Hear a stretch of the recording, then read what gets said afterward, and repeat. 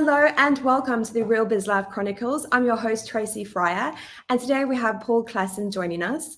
Paul is a proven entrepreneur, a business advisor, and an investor, and I can say with first-hand experience that Paul is brilliant at what he does. Without further ado, Paul, welcome. Thank you, Tracy. Thanks for the lovely intro. That's all right, no problem.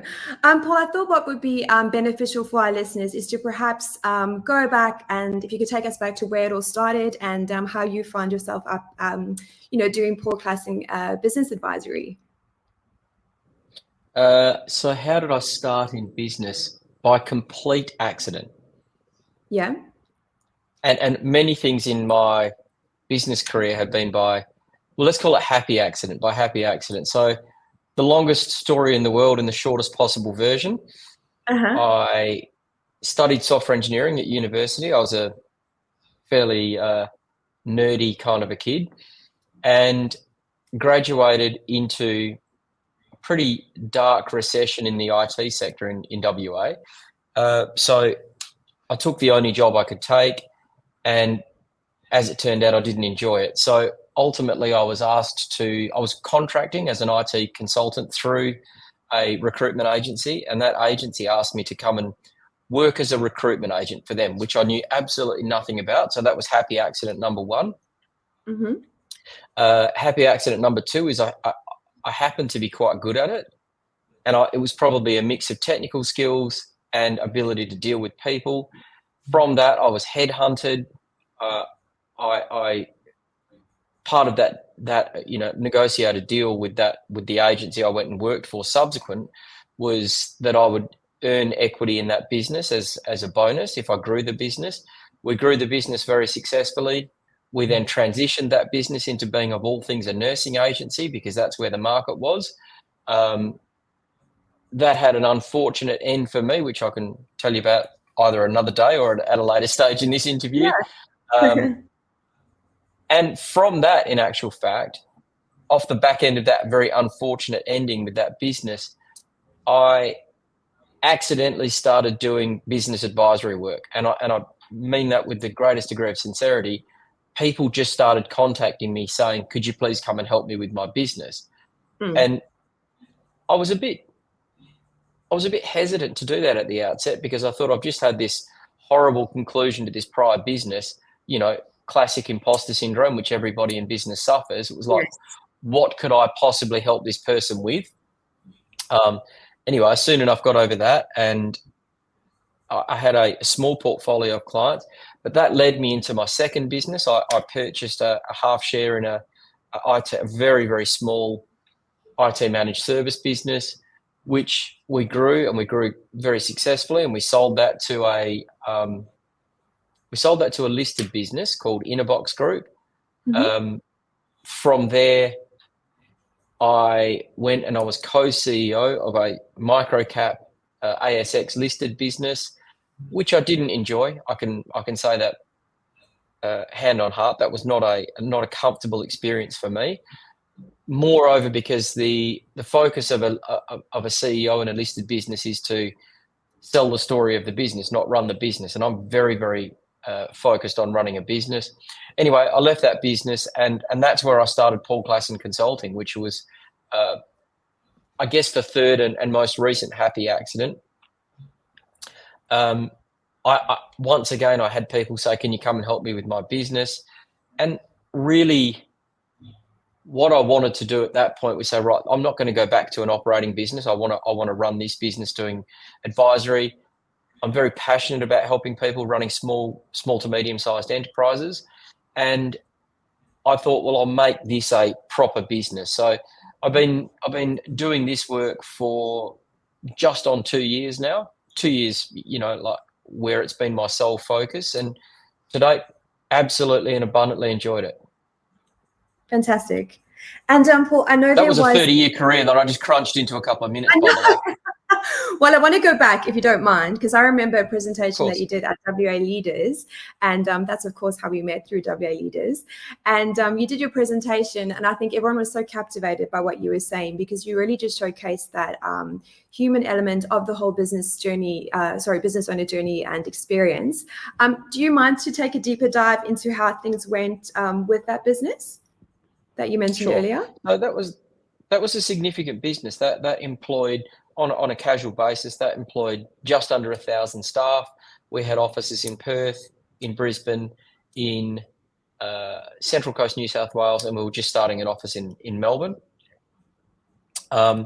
And that reached its peak in about 2007, late 2007, early 2008.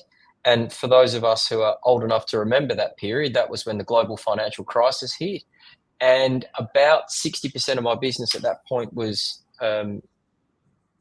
supplying nursing staff to the WA state government.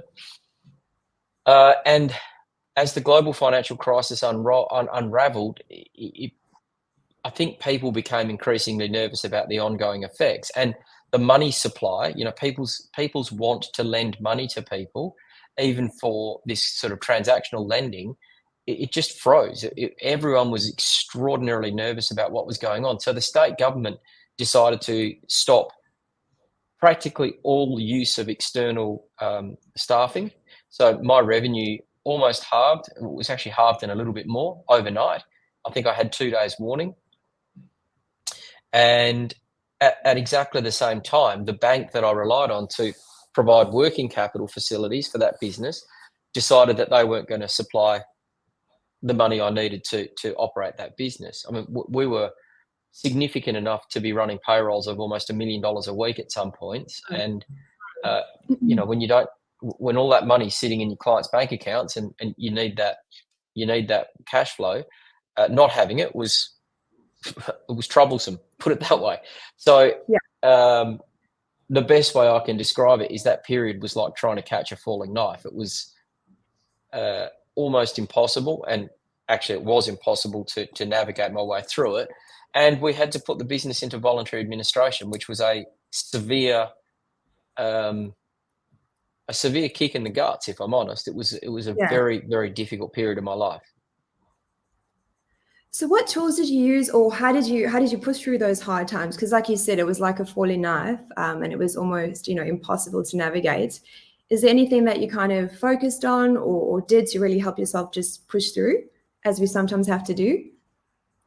Yeah, well, I just boiled it down to the basics. The first thing I did was I gave myself a bit of a period to sulk, and because I thought if I fight this feeling, it's going to make the feeling bigger. So I just sort of let the feeling of there was shame, there was embarrassment, there was fear, there was anxiety, there was a whole lot of mixed emotions. And I let those feelings sort of wash over me in this period of sulking. I gave myself 30 days. I actually only took 14 of them, I think. Not even 14. It was like probably 10 of them. So that was one thing. Then I just did, once I'd let those feelings wash over me, I really boiled it down to the basics, which is it's important to be reconnected. So I would go out and I'd have a coffee with someone every day, like for no purpose, no intent, was really just to stay in touch. And that was actually where people started saying to me, you've got an important lesson here. You should be helping people. And, one of those emotions was, what could I possibly, I've just experienced catastrophic failure. What could I possibly help people with? Staying connected to a really close group of people that helped me through that was massively beneficial to me. Like they really helped me through it, my pack. And I think just understanding that even though you feel like you've lost everything, which on one level I did, it was actually stopping and looking at what I did have, like what could I be grateful for? And like once you work out there are some things that you can be truly grateful for, you can cherish those things and you can amplify the benefits of those things. So I'd say they were my 4 key lessons. Let yourself sulk, don't fight the feelings. in business, you have feelings up and down all day, every day. Everyone does it. And if you fight them, I think you make the feelings worse. Work out what you're really grateful for and really cherish that, because everyone's got something in their life they can be grateful for. Have a group of people that, I guess, if anything, they'll call bullshit. When you're sulking, it's easy to lie to yourself, and having a group of people that are sensitive enough to understand that, but also direct enough to call your own bullshit. And then I think just doing the basics, like just get up and do something. It's really important to do something. It's like that your passion doesn't find you. You've got to go and find your passion. Yeah, definitely. And doing the basics is how you do that. Like, it's just one foot after the other, because trying to get too fancy about these things at those points, and even when you're running a business, just trying to get too fancy it's a real recipe for disaster. Yes, definitely. I know all about that. One thing I wanted to touch on is the shame curve, because I found it's a tool you've taught me that really helps. Giving yourself that time to have a sulk, feel sorry for yourself. Sometimes I'm relentless and I give myself a day, depending on the situation. How did you come to that sort of tool, Paul? Did it just something that kind of eventuated, or? Probably through cycling. Mm-hmm. When you ride a bike, like, if you're riding it for a sport, it hurts. And I think when you first ride, you kind of you don't want to accept the pain of what you're putting yourself through. If it's a big mountain climb, or if you're riding fast in a group and you're struggling to keep up, like you tend to fight the feelings of pain. So you want to stave off the negative feelings, and you end up focusing so much on those feelings that it amplifies the feeling. It makes it way worse. So if you just say, well, this is what the game is. I'm sport, and as a part of that, it hurts. So if you learn to accept that pain, in a very macabre way, in that environment, you can actually learn to enjoy that pain, and you can learn to sustain that feeling for periods of time that maybe humans shouldn't endure, but you learn to enjoy it in its own way. It's not joy, but there is enjoyment from that pain, because you're feeling like you're doing something positive by going through that pain. And like it doesn't, the pain doesn't get worse because you accept it fully. So I learned that on the bike, and if you apply that to life, the pain of business means you're trying hard enough. It means you're working. It means, like, if you don't have that feeling, you're probably not in the game. So accepting that, understanding that it's going to be there if you're trying to advance your business. So you're not spending any unnecessary energy to fight it. And then finally, when you're not spending that energy by focusing on that pain, you're not amplifying the feeling of the pain. So like I find sport to be a really great metaphor for life and for business. And business is a great metaphor for life.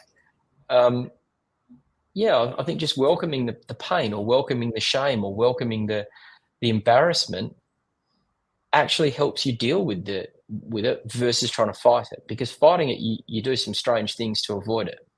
Yeah. And so when you say with your cycling, is that one of the, one of your, I want to say, like, your tools that you use to sort of help with managing the business stress and sort of taking the workload off? Like some people have accidentally, yeah. Yeah. I find it very meditative. Like, there's something very, when you're really working hard, you can only focus on working hard. You can't focus on anything else. So, you do, like, you just tend to start saying to yourself, just one pedal stroke at a time. That's all I need to do, is just stay in this, and that's all you can focus on. Yeah. So it creates a state of, like, it creates a meditative outcome. Personally, I find meditation extraordinarily difficult. Yeah. My mind is always busy. So, like, to sit there and think, I'll just quieten my mind down, doesn't work like that. So doing something like cycling, but I discovered that by accident. I actually, that was an accidental positive side effect. I got into cycling because I was overweight and at risk of a heart attack. And the doctor said to me, Fair enough. don't go eating cardboard. We're not going to put you on lipids. Oh, We need to get you exercising. yeah. So that's what got me into cycling was, the doctor said you're going to have a heart attack if you don't. So it was a necessary evil. Well, yeah. Yeah. But And I think the first time I rode a bike, I just loved it. I absolutely loved it. That it's a very, very addictive feeling. Riding a bike for sport. Some people just get it and they've got the bug. And I've had the bug since I've ridden it. I've never, ever, ever found a time when I haven't enjoyed being on the bike. So, yeah. it's highly addictive for me. Do you find there is ever a time that one's mind does actually slow down? Because I find mine just goes a million miles an hour. I did try do a float. Probably took me 35 minutes to actually quieten down. Do you think we ever do kind of stop, or are we constantly always thinking about things in the background? Well, I guess it depends on your goals in business. Mm. If you've got bigger goals, I think you need to put more effort behind it. So if you're putting more effort behind it, like it's not like you down tools at 5 p.m. and say, that's it, job Yeah. done. And I think also in business, you're always on the lookout for something that's going to just make a tiny improvement. So I find I can be in a social setting talking about anything but business. And Yeah. even those conversations spark thoughts. So I don't look for it. I don't look to not think about business. I appreciate that might be a bit imbalanced, but I personally, I don't even believe in balance. I don't see the point in trying to pursue balance. Yeah. I'm a great believer in choice. If I choose to work, I'll work and I'll work hard. If I choose not to, I can stop. But having said that, in order to have choice, I have to be prepared. In order to be prepared, I have to think a lot about it. So I don't really, I don't have an answer for that, Tracy. I That's all love right. it. I just think, to me, business is brilliant. And to me, business is such a powerful force for good that why would I not think as much as I could about it? I'm always Yeah. thinking about it. And do you find that business owners or entrepreneurs, they have to have quite a high risk appetite? I don't know. I've got a very low appetite for risk. Yeah. So, Extraordinarily low. Yeah, I'm very, very conservative, and I try and impose that conservatism on my clients because you and I have had these conversations before. Run your business with large cash balances. Invest mm, in your business. Like if you think about if you're hiring A players, that's a way of mitigating risk. It's not a way of amplifying risk. I would never take a high risk on hiring a staff member. To me, hire yeah. the very best. To me, as it relates to financial performance, drive your business for maximum profit so you can invest and provide a better service. Drive a really great strategy in your business because that's a low risk way of growing it. And then if you're going to sell with excellence in mind. Don't sell, don't try and, I don't know, chance upon a new client. If you're selling with excellence in mind, you're picking up clients that you want to work with. It's a lower risk Yeah. path. To me, the pursuit of excellence, which is what business is all about, is the very, very lowest risk path you can take. So I'm extraordinarily low risk, and I would always seek to ask my clients to pursue that same excellence and help Mm, them along the way by showing them how. But having that mind to excellence to me is a way of dropping risk in your business, not enhancing risk. yeah. And Paul, do you mind to walk us through what an A player is? Because I know we've been working really hard on this at Design Studio Perth, and it's been such an eye opener, having A players on your team, what it can actually do for your business. Do you mind to touch on that a bit, please? A player is a unicorn. That as well. No, like if you think about it, you're running a business and there's so many things to think about in a business. Like, again, my thing, the 4 core problems that almost every business deals with, which is people, performance, growth, and strategy. Yeah. If you don't have great people in your business, and I mean great people, how can your business perform? It can't. So what's the point? What's the point in devising a great strategy and then trying to sell that strategy to the market if you haven't got great people? And I think also as a business owner, because you are a part of this group of people that are, I don't know a business owner that's trying to do bad. I know business owners that are trying to do well. And that's why I say it's the greatest force for good on the planet. And I do think, owners of SMEs, I'm talking about businesses up to $100 million in revenue, they get royally screwed. They don't get access to money. They don't get access to expertise. They're certainly hard businesses to sell. So what's an A player? An A player is someone that's going to solve problems for you, not create them.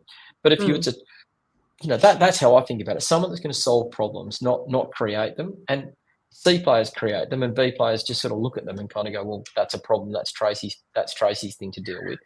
But if you were to look at it on a technical definition, an A player is somebody who can achieve a set of outcomes that only the top 10% of available candidates can in that role for that salary.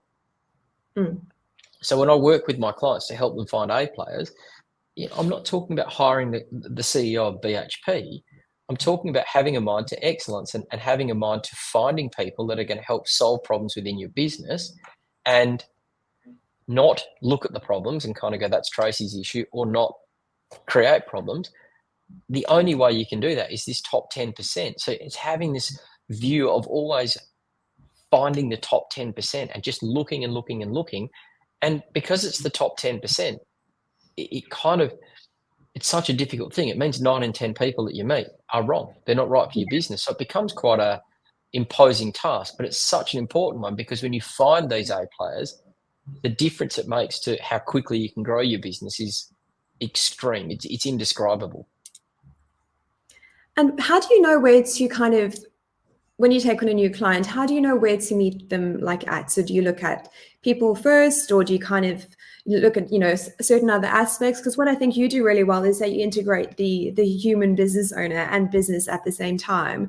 Is there a certain point at which you bring someone on board? How do you assess where they're at? There's a bunch of common symptoms that I look for, and I'm selective with who I take on as a client, to the extent I don't think I'm better or worse than anybody else. I just think there's certain people I can add a whole lot of value to, and certain people I can't, and that's an okay thing. That's a perfectly good thing. So I look for the clients that I can add value to, and typically the ones that I can add value to are the ones that have, they'll demonstrate probably between 5 and 6 of those common symptoms, and they'll be very, very evident. They're typically people who are very ambitious, and at a basic level or a mechanical level, I don't deal well in this business to consumer space. I'm very much a business to business guy. So I work really well with industrial services and professional services businesses that are selling to other businesses, because I understand that landscape very well. But I don't really think about it whether I do always just think about, can I add value? And I try and measure that by saying, or can I add value to the extent that this client is going to get a commercial rate of return for the investment they're making with me? So in other words, across a year, my cost should be 0, not net cost to the business, which means I increase their profit by at least my fee, and then they should get a return on that money as well. So that's how I think about it. Can I add value? First is this business showing those symptoms? Can I add value financially? Can I see clear line of sight to a commercial rate of return for that client? Yeah. And then a big one that I've learned from you is that health is a massive factor in, being a business owner, being a leader. Did you want to talk us through how that kind of impacts a business owner? Yeah. If you're unhealthy, you're not good. Yes, I'm talking from experience. It's literally that simple. Well, and I think you've heard me talk about this. That the brain is something like 4% of the body's mass, but uses about 28% of the body's blood oxygen. So if your cardiovascular system is out of whack for whatever reason, well, you're not going to be able to think. And because you can't think, you're typically stressed because you're making decisions that are not optimized. Because of that stress creates other impacts in your body, which is typically, high levels of visceral fat, like chronic inflammation responses. Because you're stressed, you're also looking for, cheap calories. So you eat poorly, and the whole cycle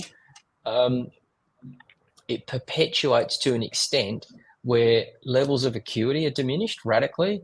Your levels of decision-making skills are diminished. Your response to, situations that are stressful, they're always going to be stressful. Your response is poor. So you typically have this very vastly disproportionate response or asymmetric response to situations that could be managed a bit more, a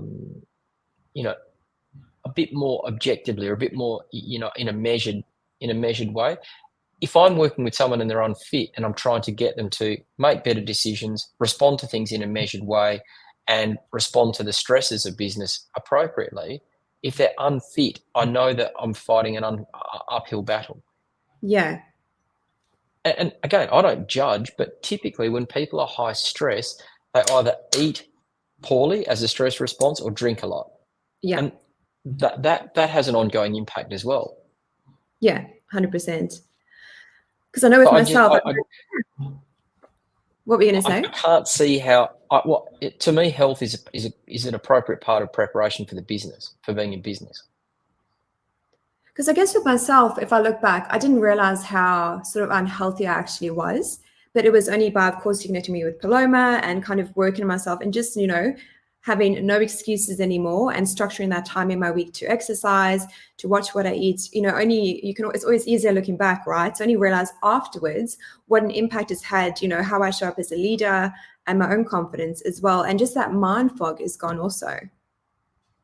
Yeah, that's what I call acuity. And I don't think it's actually mind fog.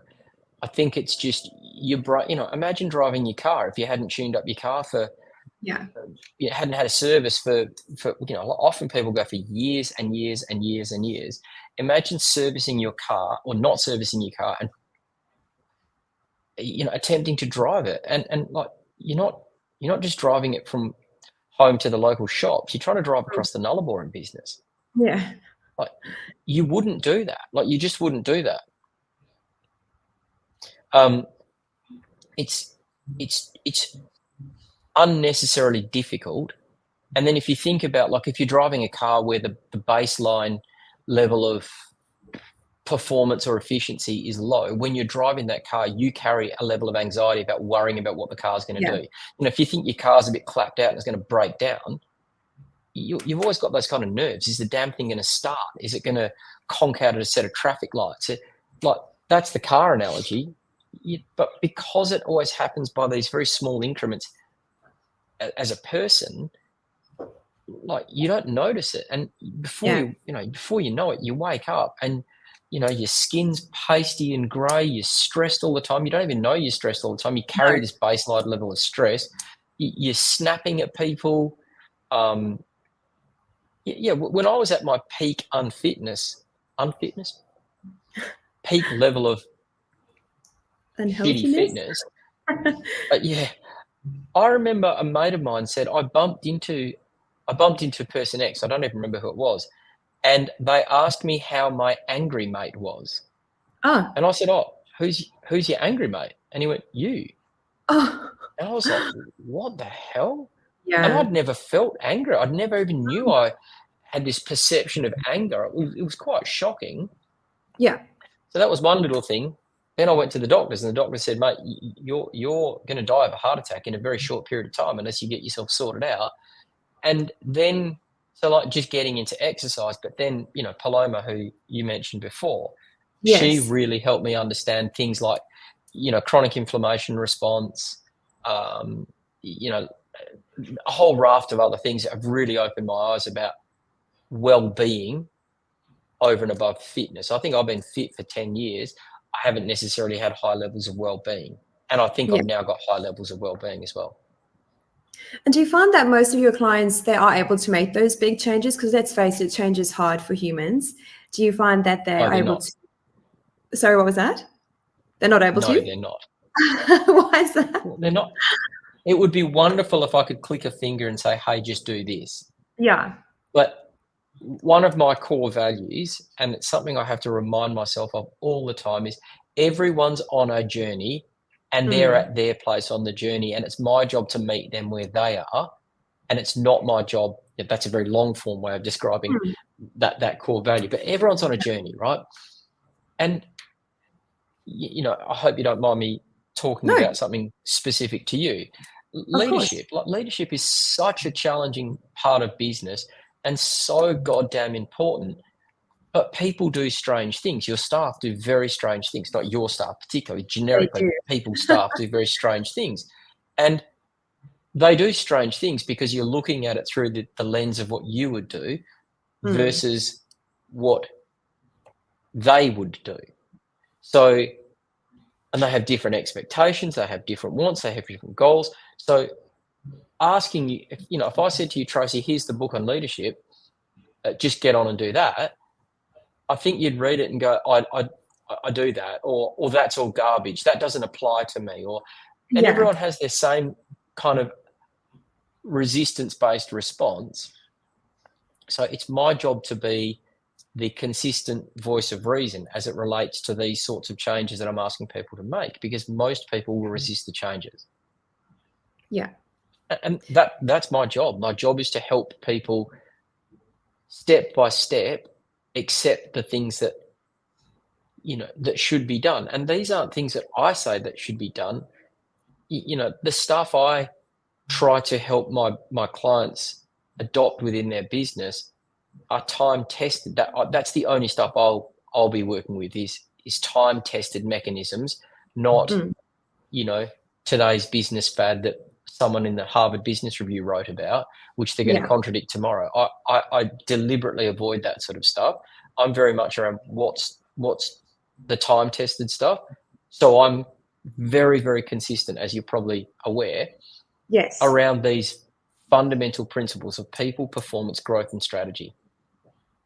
So 2 questions from that. One is, what is your thoughts, and I don't know if this is your term, so forgive me if I'm wrong, your thoughts on the business hustle porn, where, you see on Instagram, they've got this glamorous, view of being a business owner. And whilst it is rewarding, there are those challenging times. So that's my first question. And then after that, I'd love to touch on, how values can really, really change your personal values and your business and the impact that has on a business owner. Hustle porn is not my term. I will credit Aidan Gattani with that term. Right. Personally, I'm trying to be a bit circumspect in my response to this. I don't like it because I think it diminishes, number one, the difficulties of business. Yeah. Business is a hard thing, and it's a thing that should be treated seriously. And I don't believe that just posting something on Instagram with some sort of, Jack and the Beanstalk magic bean solution is 1, real, 2, feasible, and 3, respectable. Because, what's the classic cliche? If it was that easy, everyone would be doing it. It's not easy. It's very hard. And I don't want people who are in the trenches fighting damn hard, sometimes for survival. If nothing else, it's emotional survival. In the trenches fighting for emotional survival, thinking, oh, why isn't my little magic bean working? The Instagram gods told me that all I had to do was post twice a day and everything would be fine. And it doesn't work like that. Businesses are complex systems with complex people operating within them, dealing with other complex people who are operating complex systems. How can it be as simple as an Instagram post?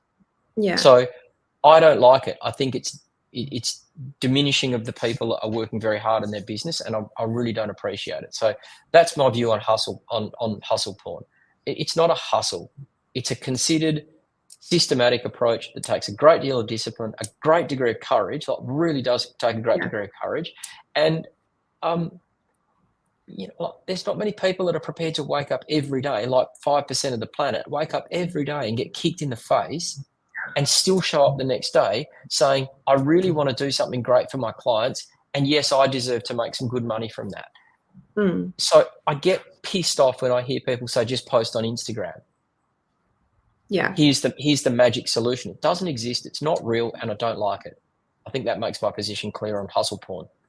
It does, yeah. It's very misleading, I find, because I think obviously when I first started working with you, like you say, you start to question yourself. Well, I'm doing the posts, I'm showing up on Facebook, and it's just not landing. So what you said makes total sense.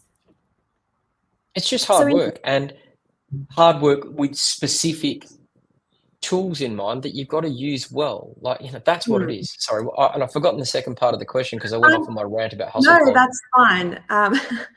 So the other question was in terms of values, because I know we've worked on this in terms of my personal values, and you also run a great workshop on your personal values, which obviously impacts your business. Do you mind to walk us through how having your values clearly defined does impact you as a business owner and the impact that it has on your business as well? And again, not the values that go on the wall.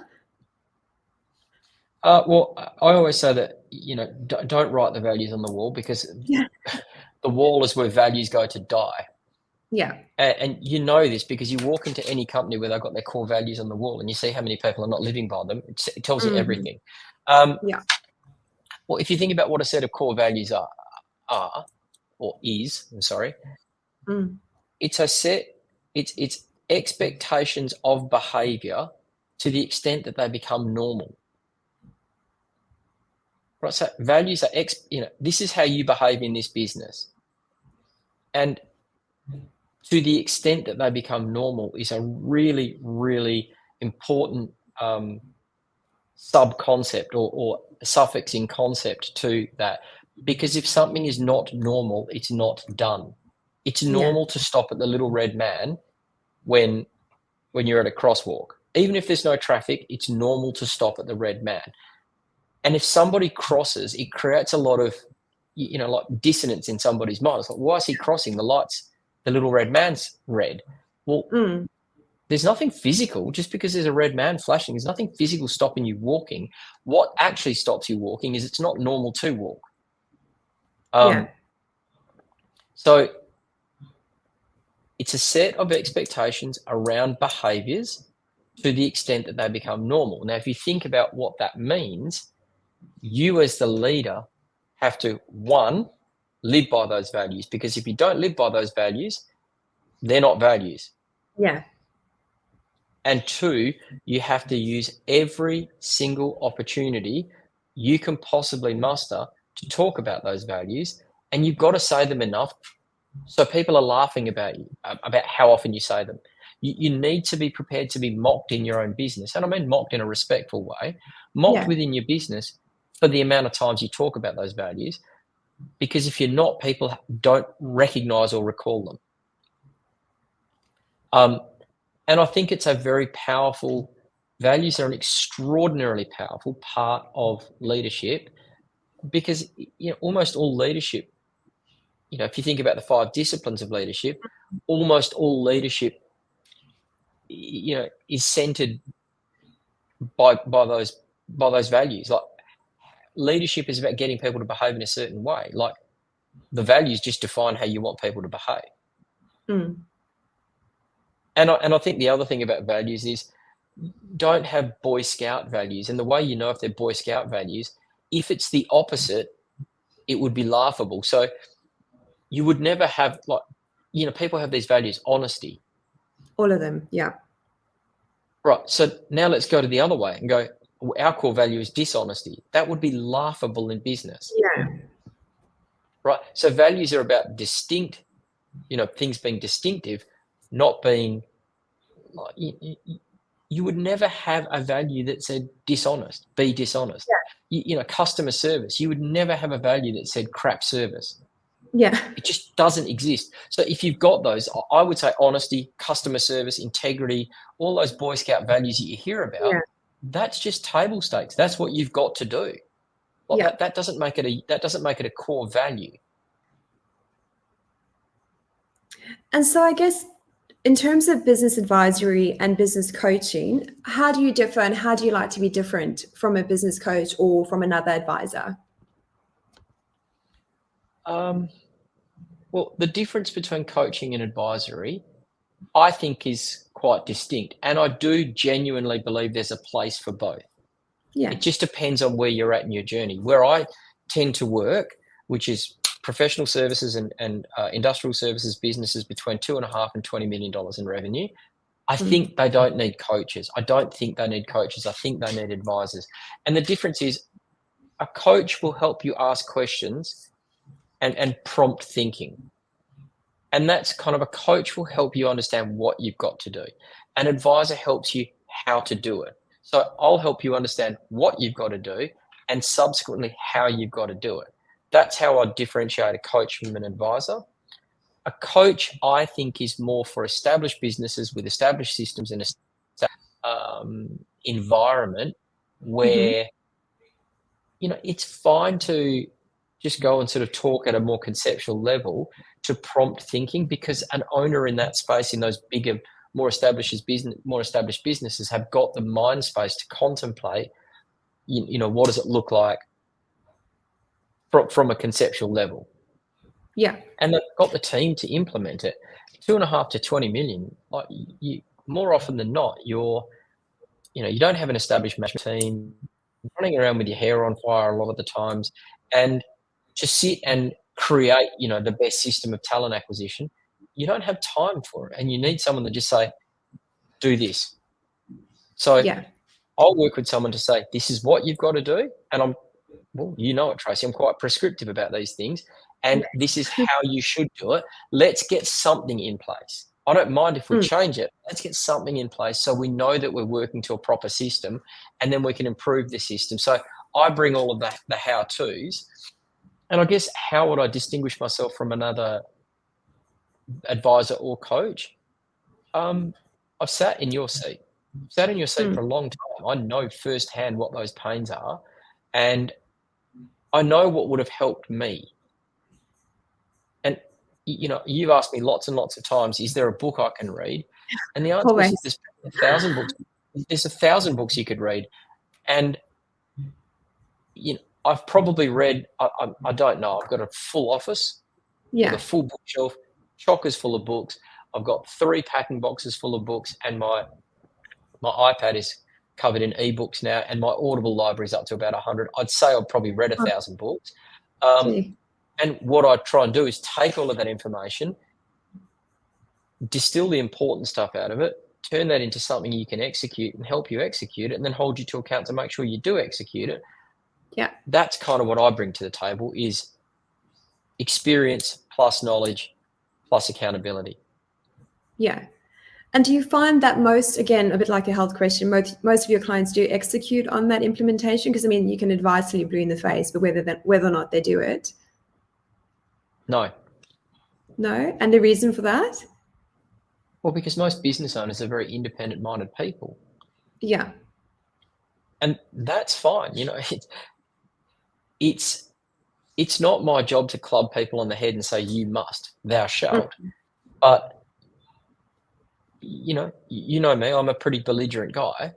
Yeah. And I'm not belligerent for the sake of being argumentative. I'm belligerent because I'm genuinely convicted that this particular way of doing things is right. Let's just get something in place and try it and improve it. So most people fight me on most issues. You know what I mean when I say fight, debate. Yeah, I've done it. But I'm a great believer in just blind people with your competence. Like, that's my job. It's not the problem of my client. It's my problem that I clearly haven't articulated what it is or why it is that they should be implementing this system. And I do tend to find, once people say, okay, let's just give this a crack, Yeah. they get it in the end, and they're very, very committed to the idea of what it is that we're doing. Yeah, I think that is something you're really, really great at, because I think, I go straight into headless chicken mode, and then you kind of reel me back in and say, right, let's focus on this, Trace, because again, as business owners, we want to do 159 things at once. And again, that headless chicken mode is a very stressful place to be, and you're not using your time as effectively as what one could be. Do you have any time management tools that you use, Paul, or any tips around that? Yep. One thing, focus. So what I will always say is, like, I think you asked about what differentiates me. I probably should have given you the considered answer, because I gave you the ill-considered answer. What I specifically take to a client as my unique approach is focus, clarity, and speed of execution. I don't believe in time management. I don't think time management exists, to be honest, because you're just kind of No, well, time management infers that you're jamming as much as you can into a given time frame. If it's an 8-hour, 10-hour day, you just, how much can I get in? How many boxes can I tick? Yep. I don't necessarily, you and I've had this conversation. I don't care about how many boxes I tick. I want to tick one, the most important one, really well. And I want to look at it and go, wow, that's something that I can use for months and months or years and years. Just by doing it for today simply means that tomorrow I've got the same problem. Yeah. So I will always say today's problems represent tomorrow's capabilities. So if it's a real problem, work on it so you've got something in your business that you can exploit forever or for a long time, exploit for positive benefit.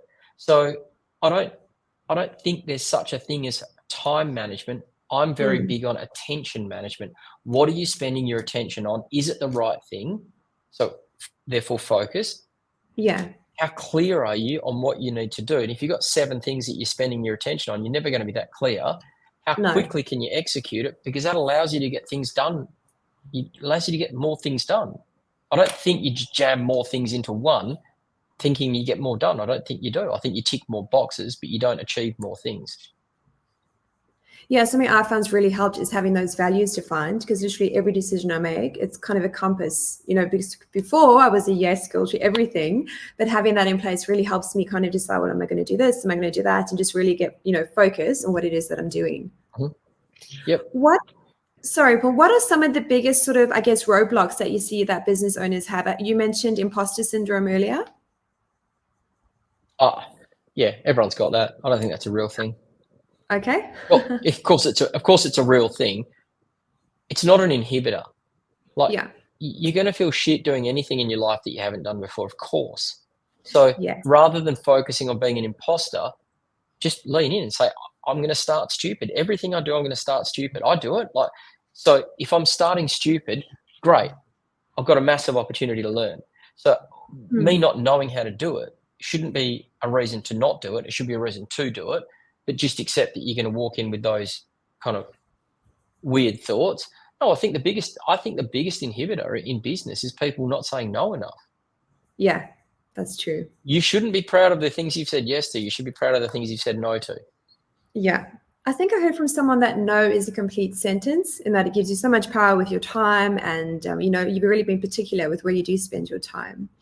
What's the craziest business idea or suggestion you've ever heard? Oh God, how many would you like me to rattle off? The craziest one. Yeah, outrageous. Do you know what? I can't probably tell you a crazy one. No? I think most business ideas I look at are really good. You know where people always fall down? Execution. Yeah. And I did see one that was it was almost laughable. It was a company that was selling a sensor to manage commercial fridges.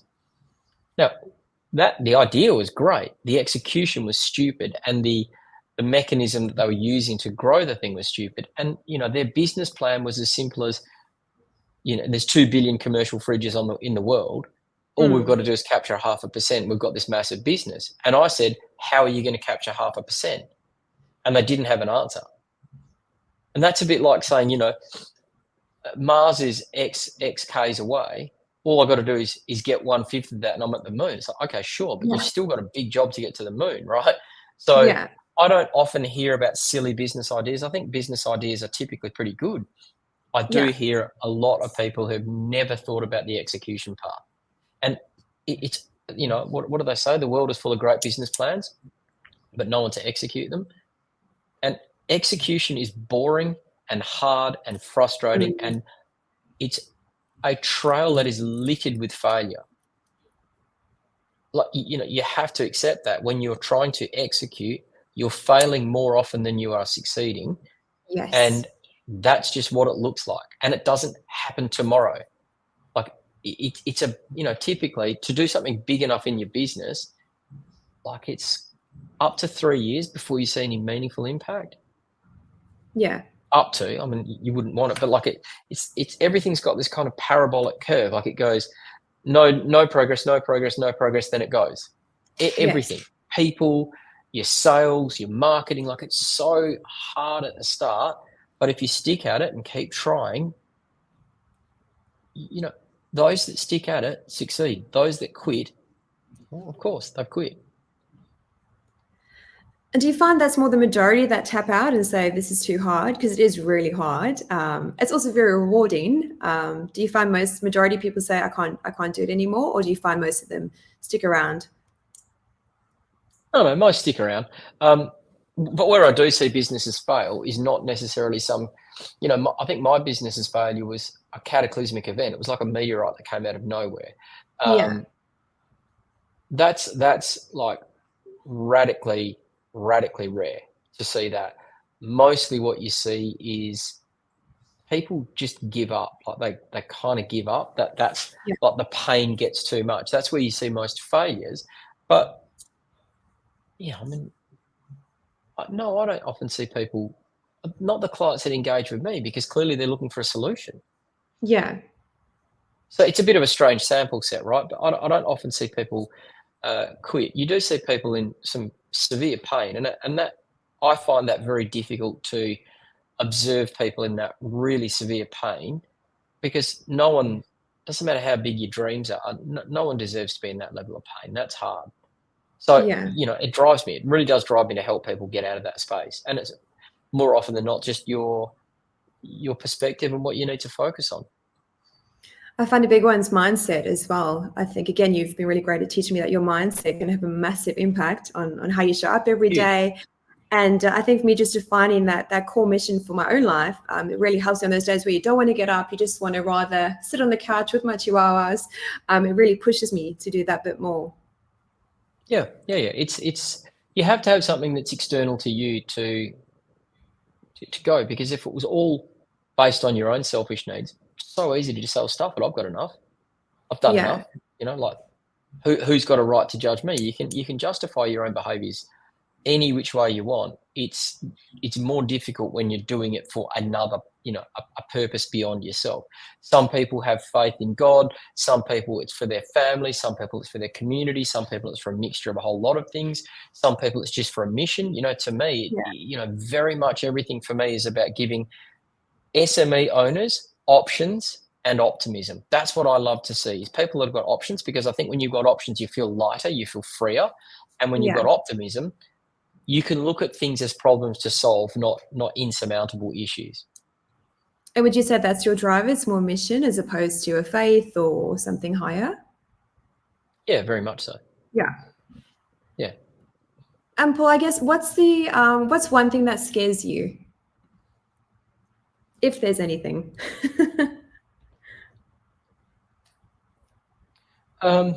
It's not actually failure. I thought it was failure. Mm. So there's two things I hate. I hate losing. I cannot stand losing. Like, losing is something that just drives me bonkers. Yeah. That's in sports. I'm a idiotically and probably not so healthily competitive human. But I think the thing that scares me is not giving it my all. Yeah. It's if I chose a path and wanted to achieve something, and I gave up without giving it everything, that scares me. And it's what would drive me to give up is the thing that scares me. And I don't know. I haven't yet come across anything that has driven me to give up. But that's what scares me is not giving it my all. And Paul, this is a question I always ask you because I still can't, get my head around it. If a business isn't making profit, how do they cease to exist? Like, obviously, is there things that they do to kind of keep afloat, or do they eventually again tap out? Or You'd be surprised at how long businesses go for without making. really? It's not profit, it's cash. Like, you have to think about it as cash. You'd be very surprised. And if you just look at one key statistic, the Australian Taxation Office outstanding ATO liabilities has gone from 25 billion in 2021 to 52 billion in 2023. Wowza. So people borrow money, people have extreme credit card debt, people don't pay their obligations.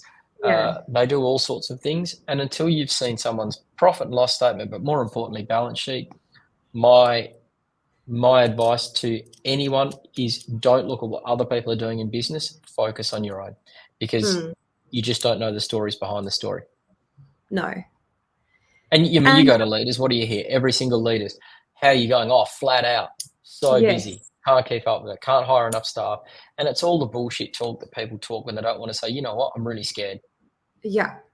Busy is the most popular word, and I've grown to hate it. I normally say I'm productive because it's the same thing that everyone says every single time. Yep. So I'm trying to say I'm trying to make a difference.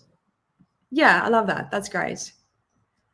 And Paul, have you got any final advice you'd like to share with our listeners, or any business owners, or if someone's thinking of starting a business or choosing a business advisor? Choosing a business advisor. Let's start with the easy one. For me, I'm not for everybody. Like, find somebody that is going to add value to your business, and that's the same with it. Like, it really comes down to surround yourself with A players, and these are the people who can achieve the top 10%. So if you're picking an accountant, a lawyer, a business advisor, a recruitment consultancy, whatever, pick the top 10% and be super focused on picking the best, because it will just infiltrate every aspect of your business.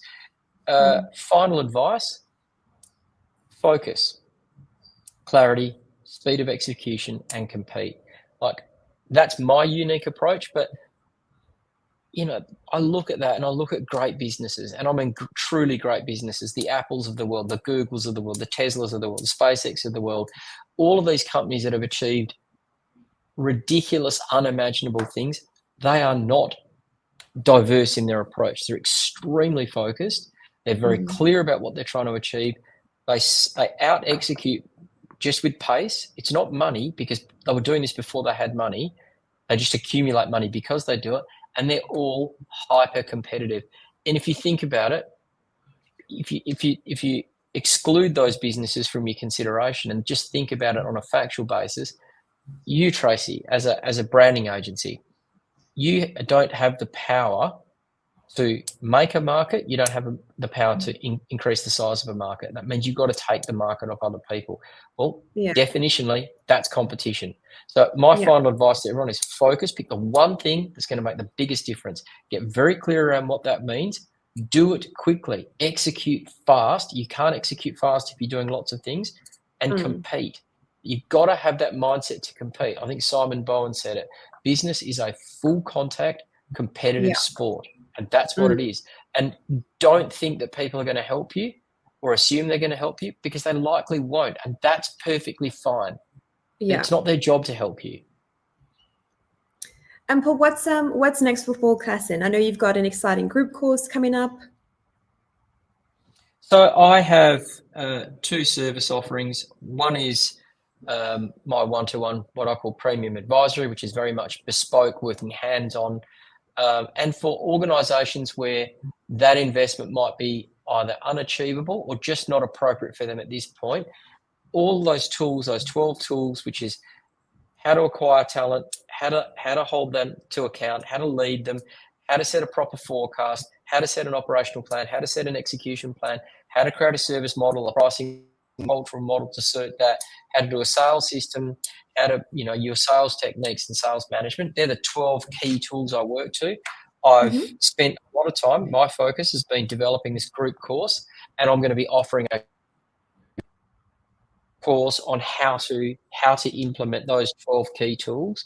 And that's really my focus. That's the next path of growth for me, is building that group training. There's 40,000 businesses in Western Australia in my target market. And I'm very, very certain that content will be extraordinarily value adding for a lot of business owners, where they don't necessarily need, or they're not quite ready for that hands-on, let's call it, high touch advisory, more just learning the basic tools and perhaps graduating into one-to-one advisory at a later point. That's what's next for me. Great. And so where's the best place for our listeners to go, Paul, if they want to find out more about your group course, if they want to work with you one-to-one? At this stage, because it's not yet on my website, Tracy, wink, No wink, pressure. best to email me, paul@paulclaessen.com.au. It's paulclaessen.com.au. If you email me, I'll be sure to send some details, or go to my website, because I think you're putting this out in January. It'll be up and running by then. It will. Tracy. No pressure. Well, thank you so much, Paul. For those of you that are looking to invest in business advisory or business group course, I can hands down say Paul is fantastic again at what he does. He's really helped me level up in sense of being a leader, a business owner, and even a human as well. Paul, thank you so much for your time. Thanks, Tracy. Thanks. Bye. Have a great day.